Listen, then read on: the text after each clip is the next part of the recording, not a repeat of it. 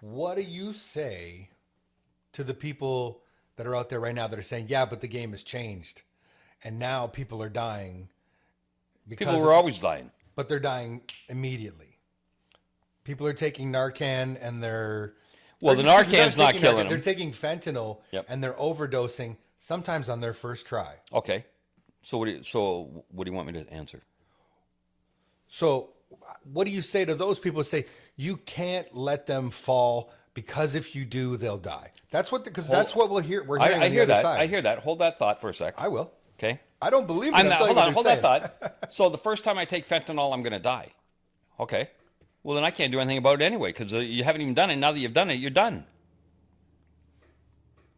There's a reason why everybody tries something the first time.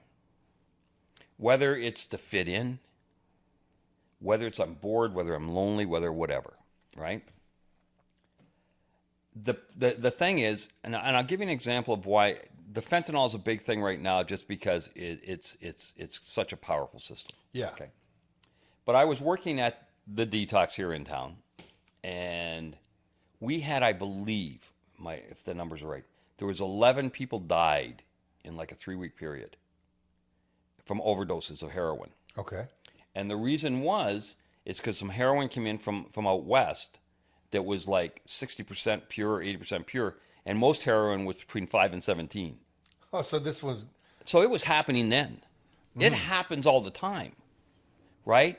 But what you're really saying is they're going to do it, so how can we make sure that they're okay doing it? And that's okay too, if that's what you want.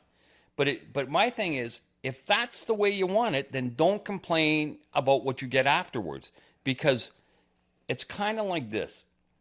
What we're finding out in our society today, in my opinion, is like, and I think AA, Al-Anon, narcotics, I think the 12-step groups really found this out really good, especially for families. And they said, the first thing I have to do is admit that I'm powerless. I can't control whatever's happening, right? But then they said to the family members, you have to admit that you've got no control over it either. And society is still thinking that they can manage it. And you can't. And I agree, but this is a fight. And A fight you can't win. It's a dispute. It's a dispute between people in the, what's the word I'm looking for? The safe supply industry, for lack of a better word. Okay. Compassionate care, whatever you want.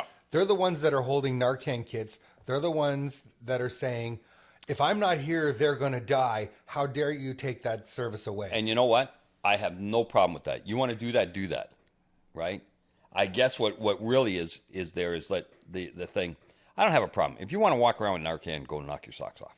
I don't have a problem. If you want to teach people how to use Narcan, I don't have a problem with that. If you want to give Narcan, I don't have a problem with that. The problem is Narcan is not a prevention. Like we're not. No, you're already dead. If we're not talking. see, we're not talking about something that's trying to help the addict. We're talking about something that's trying to help us sleep at night. So we're doing it for ourselves when we're doing these things. Is what you're saying. Don't you think? This is how I feel. I'm just giving you someone else an opportunity to say what I feel. But I and I